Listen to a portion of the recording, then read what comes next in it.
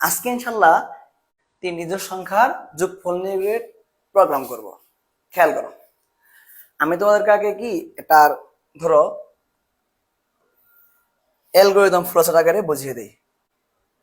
যদি দেখি অ্যালগরিদম, আচ্ছা অ্যালগরিদম এবং ফ্লোচার্ট খেয়াল করো। প্রথম কাজ কি স্টার্ট, স্টেপ 1 হবে কি স্টার্ট, START স্টার্ট, এটা হবে স্টার্ট চিহ্ন একবারে কি ফ্লোচার্ট সহ আর কি। স্টেপ 2 ইনপুট, কয়টি সংখ্যা বলছে? তিনটি সংখ্যা, তিনটি জোড় সংখ্যা, অর্থাৎ একটা এ, একটা বি, একটা কি সি। ইনপুট চিহ্ন, সামান্তরিক চিহ্ন মাঝখানে এভাবে দিবে। এরপর কি প্রক্রিয়াকরণ, যোগফল, সাম। স্টেপ 3 কি হবে? সাম, সরি সাম তো প্রক্রিয়াকরণ, SUM, A plus B plus কি হবে? সি, সাম। স্টেপ 4 কি হবে? তাহলে শুরু ইনপুট প্রক্রিয়াকরণ, এবার আউটপুট অর্থাৎ সামান্তরিক চিহ্ন, প্রিন্ট। প্রিন্ট কি হবে? যোগফল, সাম। এরপর স্টেপ 5 কাজ কি আমার শেষ, অর্থাৎ এন্ড। এখন যদি খেয়াল করি এই সংখ্যার যোগফলে অ্যালগরিদম ফ্লোচার্ট তো সহজ প্রক্রিয়া। এখন যদি খেয়াল করি কি সি প্রোগ্রাম বা প্রোগ্রাম আগের মতো, এটা গতবার দেখছিলাম এর মধ্যে দেখো, যারা এটা মানে একটু সি প্রোগ্রাম যাদের এখনো ভালো করে হয়নি তারা গতবার ভিডিওটা আবার দেখবে। এখন আগে আমার করতে হবে কি, প্রথম hash include stdio.h, sorry stdio.h, integer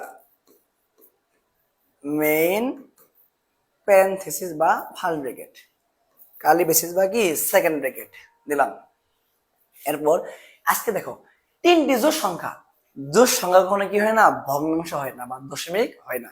এর জন্য কি হবে, এই সংখ্যাটা কি হবে? ইন্টিজার হবে, আইএনটি। ইন্টিজার সংখ্যার উপরে কি, ইন্টিজার সংখ্যার উপর হলো আইএনটি। কিসের জন্য? কারণ জোড় সংখ্যা কখনো কি হয় না, ভগ্নাংশ সংখ্যা হয় না। আচ্ছা ইন্টিজার তিনটি, একটা ধরো x6 দিন নিলেও, আচ্ছা x6 নেই যেহেতু এটা এবিসি নিচে, এটা x6 নেই। আচ্ছা একটা x, একটা কি y, একটা কি z। এই সংখ্যাগুলো রাখবো যোগ করে সাম, এখানে প্রতি ক্ষেত্রে কমা হবে, সেমিকোলন না কমা হবে, আর লাস্টে কি হবে, একটা সেমিকোলন হবে। এরপর কাজ কি, বল ভাইয়া আমাকে সংখ্যাগুলি দাও, প্রিন্ট এফ বলবো কি প্রোগ্রাম বলা হবে সংখ্যাগুলো আমাকে দাও, অর্থাৎ বলবো কি enter, enter the value of, কি বলবে এখানে তিনটা আছে, একটা X comma Y comma Z. তুমি সমান সমান দিলে তোমাকে সমান সমান দিয়ে বলবে সমান সমান পরে লেখো, বা তুমি এভাবে কোলন দিতে পারো, নাও দিতে পারো, তোমার ব্যাপার আর কি। কিন্তু ইনভার্টার কমা দিতে হবে, আবার সেমিকোলন দিয়ে কি করতে হবে, শেষ করতে হবে। তুমি মাঝখানে যাই লেখো, এটা তোমার ব্যক্তিগত ব্যাপার, তুমি যেভাবে ইউজারকে বোঝাতে পারবে তুমি সেভাবে এটা লিখে দেবে। এখন scanf, scanf parsing কি, আমি কিন্তু গত ক্লাসে বলেছিলাম যদি এখানে ফ্লট হয় কি হয়, ফ্লট তবে হয় পার্সেন্ট এফ, আর এখানে ইন্টিজার হলে কি হবে পার্সেন্ট ডি। একটা, দুইটা, পার্সেন্ট ডি তিনটা, কারণ কি তিনটি জোড় সংখ্যা, এর জন্য পার্সেন্ট ডি তিনটা।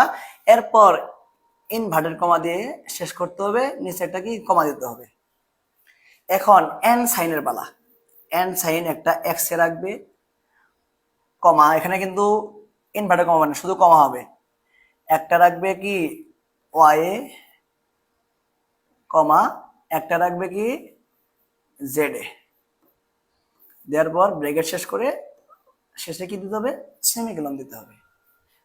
যদি কেউ সেমিকোলন না দাও তাহলে কিন্তু তার অঙ্ক হবে না, বা এই গাণিতিক দিক দিয়ে প্রক্রিয়াকরণ এটা রান করবে না।